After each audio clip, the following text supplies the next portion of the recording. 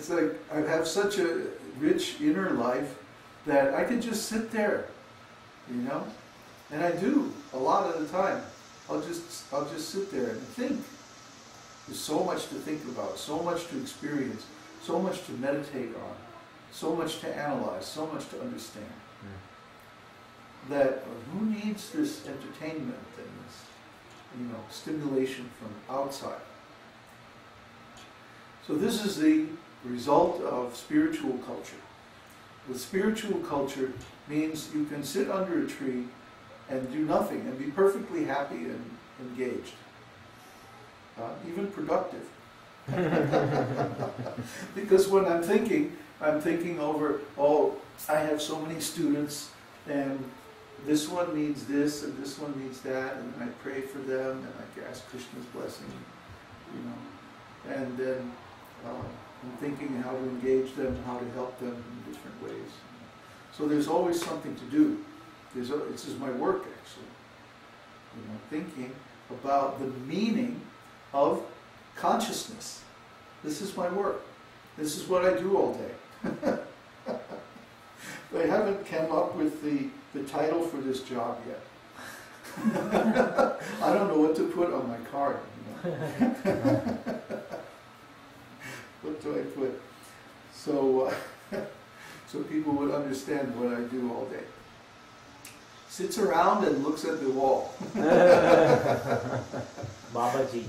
Huh? Babaji is Babaji. Yeah, that says it all, right? Yeah. If you know. If you know. But that's also a point of view, right? Yeah. So all this is made possible by Kṛṣṇa.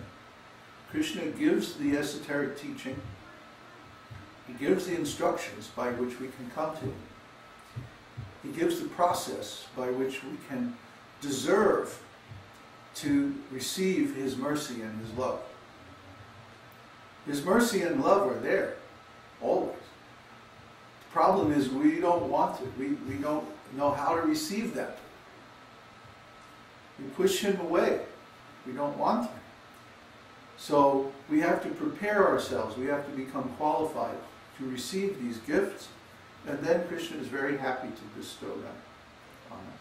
And because Krishna's birthday or his appearance day is coming very soon, now it's very appropriate that we're going through this section in Nectar of Devotion describing all the qualities of Sri Krishna.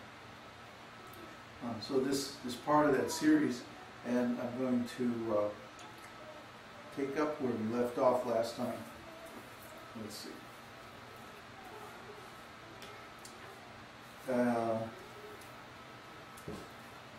11. Highly learned.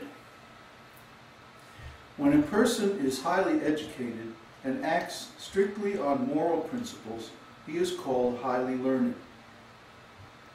A person conversant in different departments of knowledge is called educated, and because he acts on moral principles, he is called morally stout.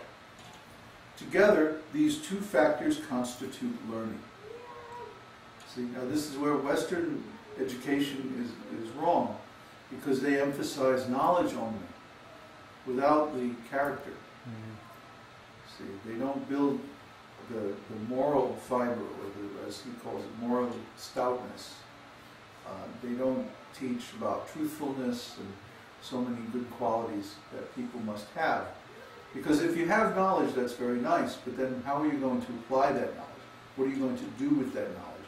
Are you going to use it to exploit people?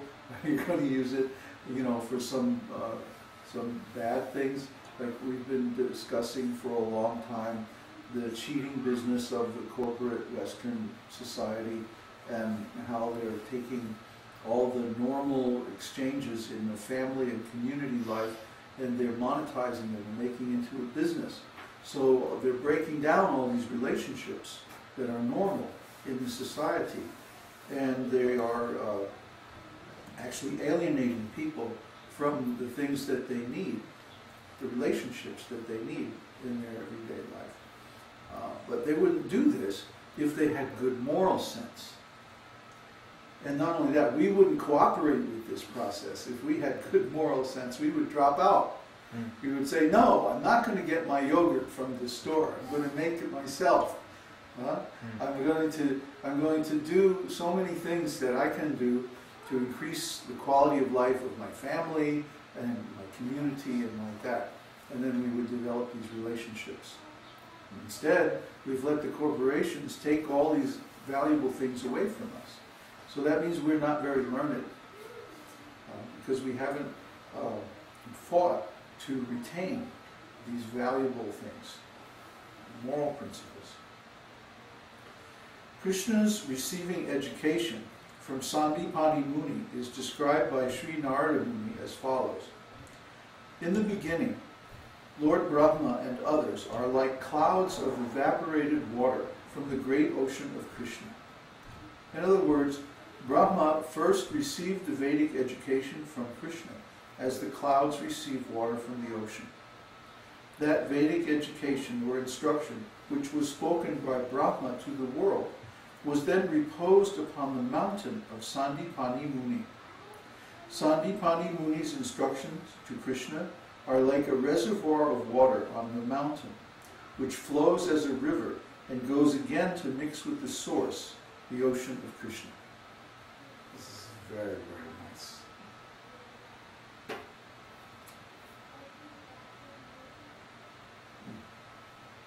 Yeah, you don't find any literature like this anywhere in the world. It's so nice. Krishna. To be more clear, the idea is that Krishna actually cannot be instructed by anyone. Just as the ocean does not receive water from any source but itself. It only appears that the rivers are pouring water into the ocean.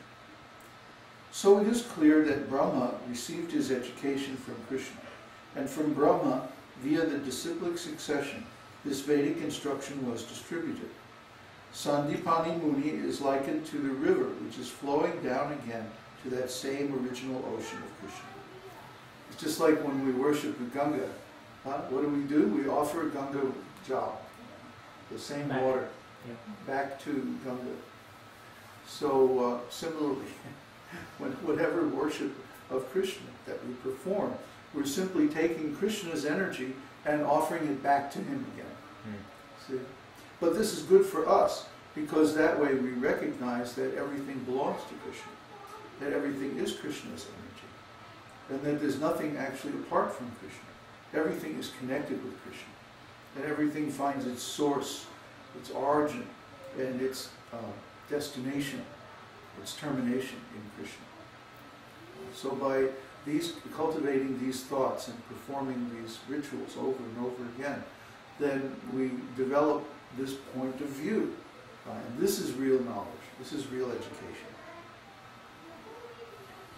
The Siddhas, the inhabitants of Siddhaloka, where all are born with fully developed mystic powers.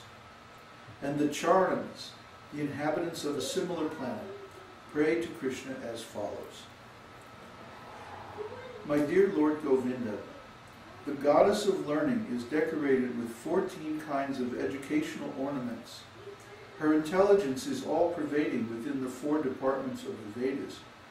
Her attention is always on the law books given by great sages like Manu. And she is apparelled in 6 kinds of expert knowledge, namely Vedic evidence, grammar, astrology, rhetoric, vocabulary, and logic. Her constant friends are the supplements of the Vedas, the Puranas, and she is decorated with the final conclusion of all education, Vedanta.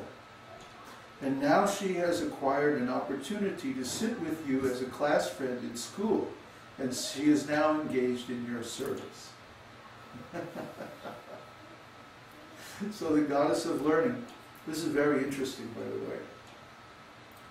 6 kinds of expert knowledge. Vedic evidence means Shruti. The Shruti, the 4 original Vedas, if you hear them very nicely, then you will get so much knowledge. Shruti, by hearing. But the thing about the Vedas is they raise more questions than they answer. Why do we offer this to this demigod with this mantra and in this ritual, this way, and this priest had to sit on this side and that's one on that side? Why is all this done in this way? So the Upanishads are there. Upa-anisha means you come close and sit down by a master. And that also means inquire. So if you inquire from a master, then you get the answers to all these questions. Right? So then what comes after that? Vedanta, the conclusion of the Vedas. So all this evidence is there. And then comes grammar, because by grammar this is how you understand it properly. The Sanskrit grammar takes like 12 years to learn properly. It's very